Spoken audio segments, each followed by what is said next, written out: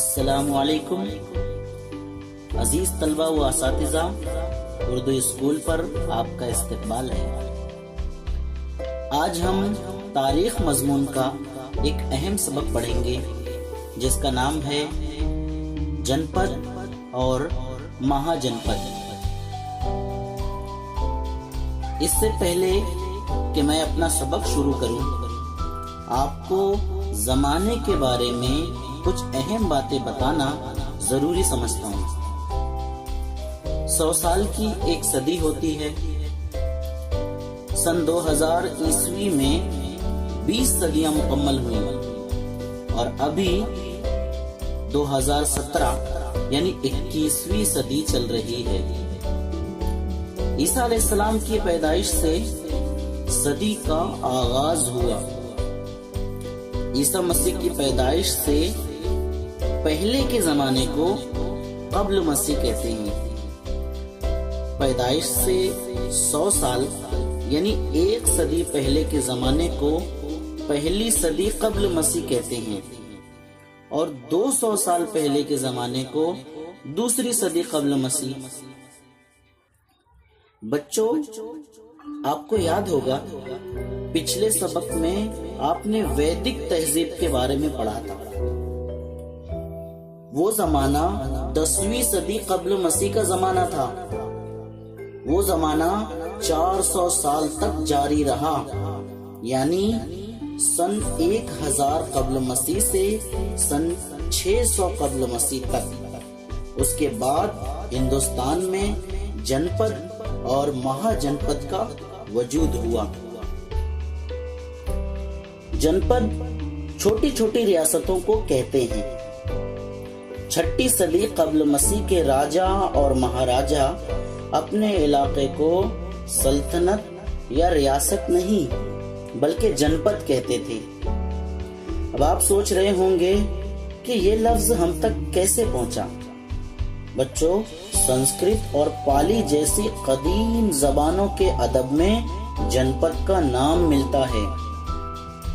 ये जनपदें हिंदुस्तान के शुमाल मशरिकी इलाके, जहां इस वक्त अफगानिस्तान है, वहां से बिहार, बंगाल और उड़ीसा तक फैली हुई थी।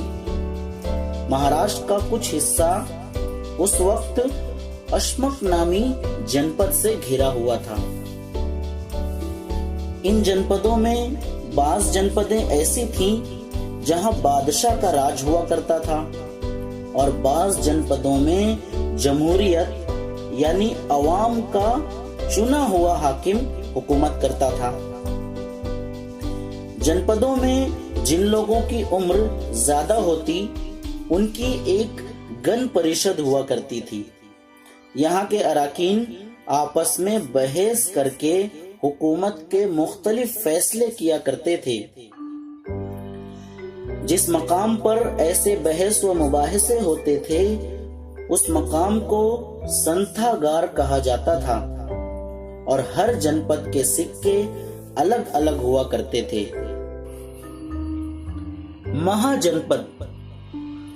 महाजनपद बड़ी रियासतों को कहते हैं। उस दौर में हिंदुस्तान में कुल 16 बड़ी रियासतें यानी महाजनपदें थीं। इनके नाम कुछ इस तरह हैं। काशी, जिसका नया नाम बनारस है। कौसल, जिसका नया नाम लखनऊ है। मल, नया नाम गोरखपुर। वत्स यानी इलाहाबाद। चेदी यानी कानपुर। क्रू यानी दिल्ली। पांचाल यानी रोहिलखंड। मत्स्या यानी जयपुर। शूरसेन यानी मथुरा। अशमक यानी औरंगाबाद और महाराष्ट्र। अवंती यानी उज्जैन। अंग यानी मशरिकी बिहार। मगध यानी जुनूबी बिहार। विरिज्जी यानी शुमाली बिहार। गांधार यानी पेशावर और कंबोज यानी कंधार के करीब। लेकिन इनमें से सिर्फ 4 ही मशहूर हुई।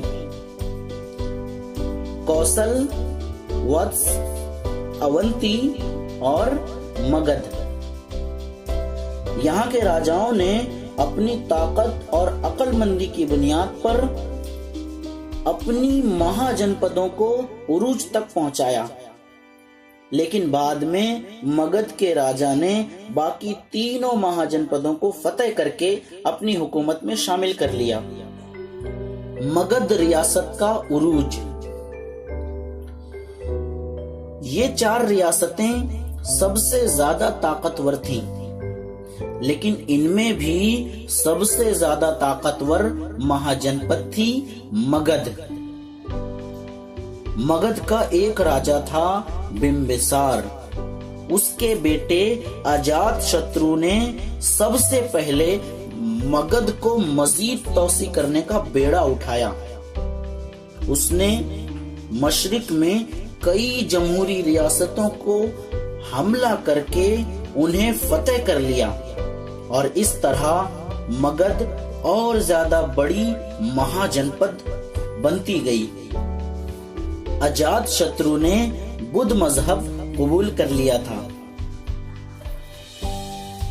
अजातशत्रु के जमाने में ही मगध की नई राजधानी पाटलीग्राम की बुनियाद डाली गई। आगे चलकर वो पाटलिपुत्र के नाम से मशहूर हुई। बच्चों, क्या तुम जानते हो कि ये पाटलिपुत्र मौजूदा शहर पटना ही के अतराफ कहीं पर थी। अजातशत्रु के बाद मगध पर कई राजाओं ने राज किया। उनमें शेषुनाग एक अहम राजा था। उसी ने कौशल, वत्स और अवंती जैसी ताकतवर महाजनपदों को शिकस्त देकर अपनी हुकूमत में शामिल कर लिया। अब मगध महाजनपद काफी वसी महाजनपद हो गई थी। रियासत मगध के नंद राजा। आखिरी दौर में मगध पर नंद राजाओं का कब्जा रहा। ये अरसा 365 कब्ल मसीह से 324 कब्ल मसीह यानी तकरीबन 40 साल तक का था।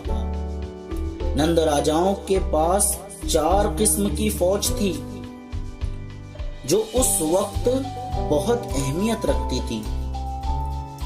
प्यादा यानी पैदल फौज, घुड़सवार, रथ सवार और हाथी सवार। दयानंद नंद खानदान का आखिरी राजा था। उसके जमाने में मगध की तौसी मगरिब में पंजाब तक हो चुकी थी। दयानंद के ही दौर में चंद्रगुप्त मौर्य ने मगध की राजधानी पाटलिपुत्र फतेह करके नंद खानदान की हुकूमत का खात्मा कर दिया। इस तरह मौर्य अहद की बुनियाद पड़ी। तो बच्चों, अगले सबक में हम मौर्य अहद के बारे में ही पढ़ेंगे। अगले सबक का नाम है मौर्य अहद का भारत। अगर अभी तक आपने हमारा चैनल सब्सक्राइब नहीं किया है तो अभी करें।